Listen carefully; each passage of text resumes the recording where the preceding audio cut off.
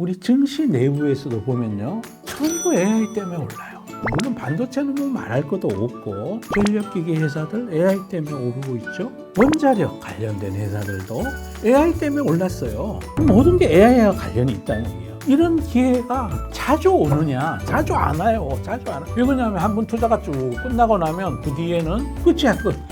그러면 우리 투자도 어디로 가야 될까요? AI로 가야죠. AI로 가야죠.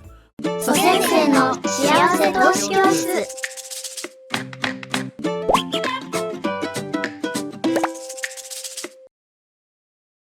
네. 그분들 안녕하십니까?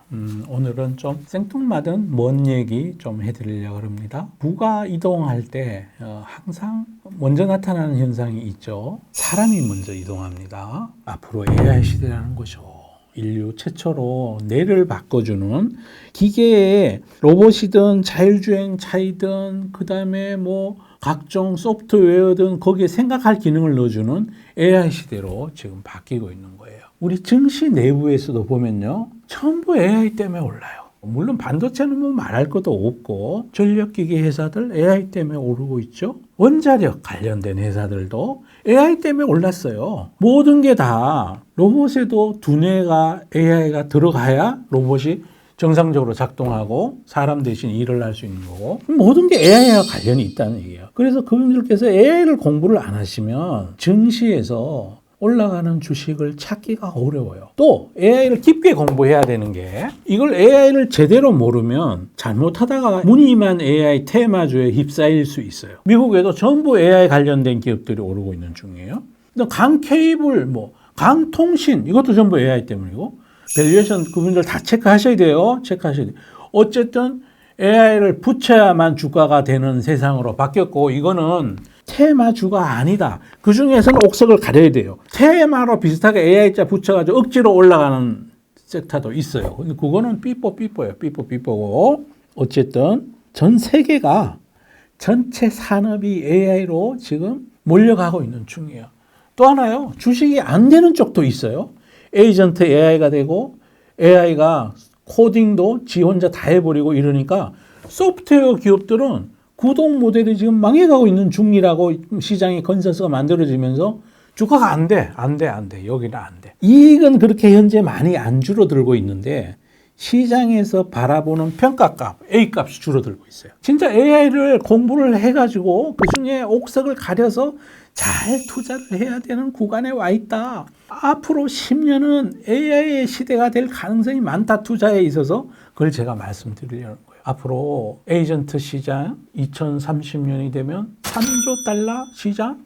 이 정도 된다 그러고 4조 달러 얘기하는 데도 있고, 하여튼 새로 가이던스가 나올 때마다 더 증가된 숫자가 나와요. 엔비디아 전선항은 연산 능력이 지금보다 100배에서 1000배까지 늘어나야 된다 그러고, 구글은 이번 I/O에서 토큰 생산량이 3년 전보다 300배 늘어났다 그러고, 월 기준으로 해서 내년 되면 더 늘어나겠죠, 그죠? 왜냐하면 에이전트는 아직 초입에 있으니까.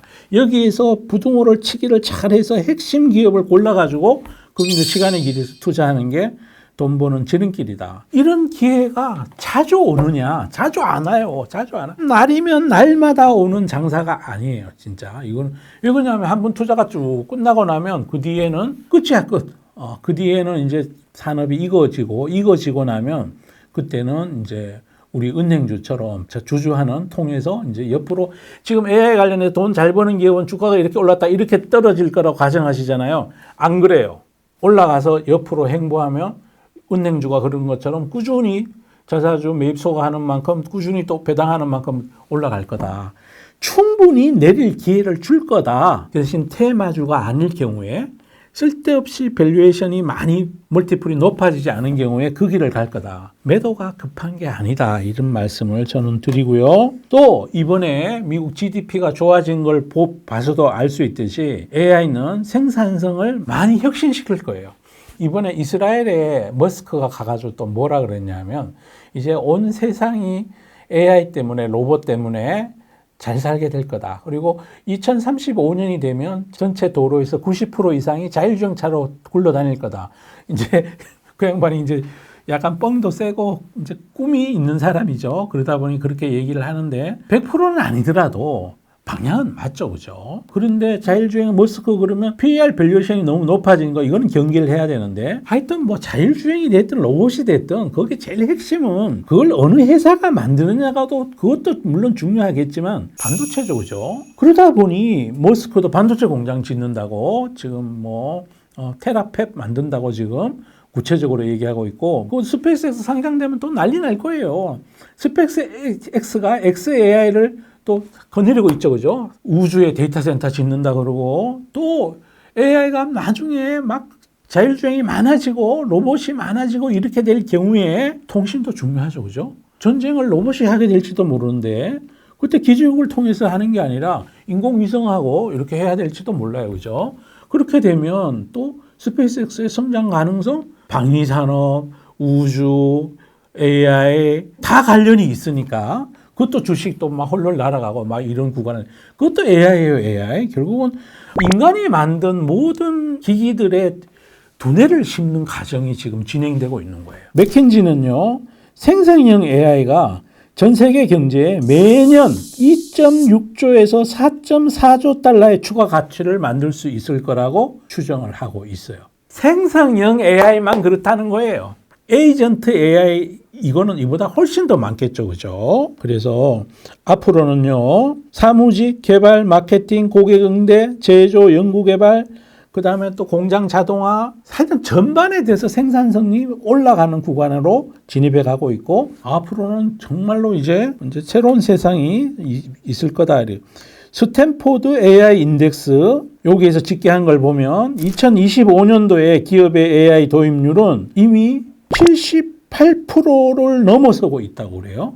2023년도에 55%에서 2024년 78%. 도입은 하고 있는데 실질적으로는 아직 기능은 제대로 안 하고 있는 그런 단계에서 여기서부터 이제 더 막 성장돼 갈 그런 데 들어가 있을 거다, 이렇게 보고 있습니다. 최근에 이제 구글이 개발자 대회를 하면서 구글의 메인 화면을 싹 바꿨죠, 그죠?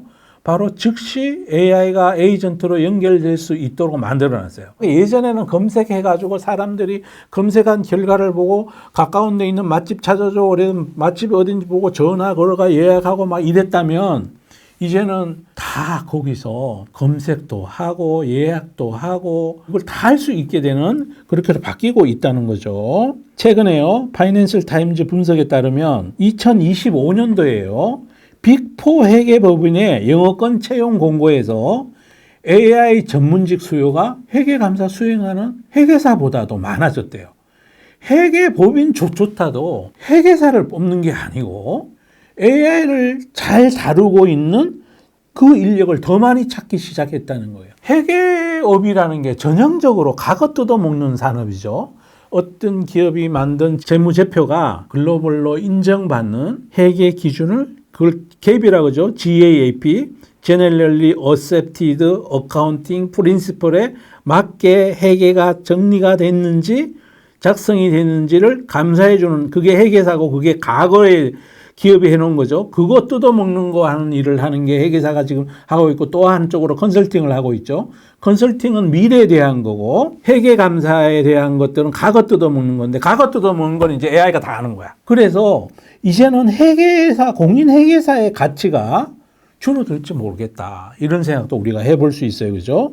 AI가 모든 사람을 대체하지는 않는데, 과거 분석하고 과거 뜯어먹는 거는 AI가 잘할 수 있어요. 법무적인 것도요, 예를 들어 막 우리 판사님들이 무슨 뭐 선고를 하기에 앞서서 대법원 판례 찾아보는데 시간이 많이 걸리고 막 그랬을 거 아니에요, 그죠? 이제 AI 시키면 과거에 대한 것들은 AI가 다 해.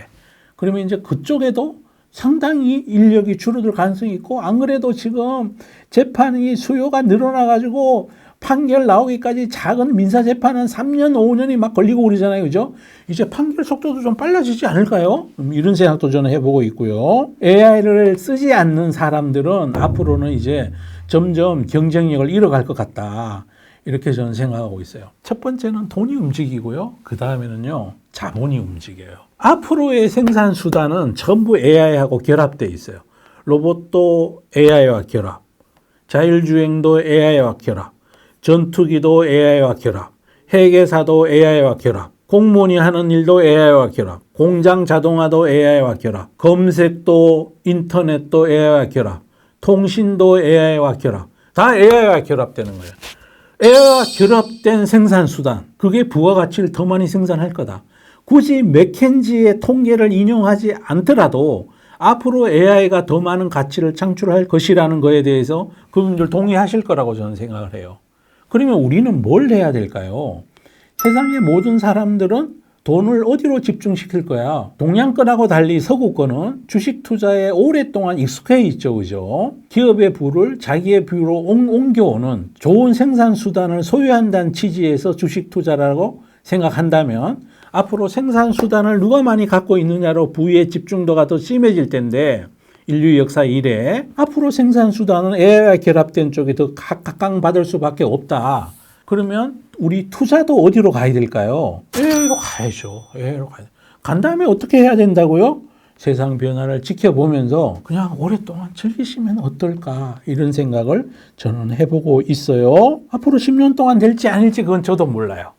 중간에 가열이 있는지 가열되면 조금 팔았다 다시 사도 돼요, 그죠? 제가 그때가 되면 아유 팝시다 이렇게 말씀드릴 거예요. 가열되기 전까지는 기업의 실력만큼 주가가 올라가는 걸 가지고 단지 주가가 올랐다는 이유로 겁먹을 건 없다. 저는 꼭 그렇게 말씀드리고 싶습니다. 앞으로 10년의 부는요. 주식을 잘 사고 파는 게 중요하지 않아요. 시대가 어디로 가고 어떤 본주에 있는 생산 수단이 사회적으로 높은 가치를 창출하는지 그쪽으로 포트폴리오를 담아가야 된다. 과거 뜯어먹는 산업에 대해서는 이제 지금부터는 조금 삐뽀삐뽀 하는 게 좋지 않을까? 이런 생각을 해보고 있어요. 앞으로 10년은요.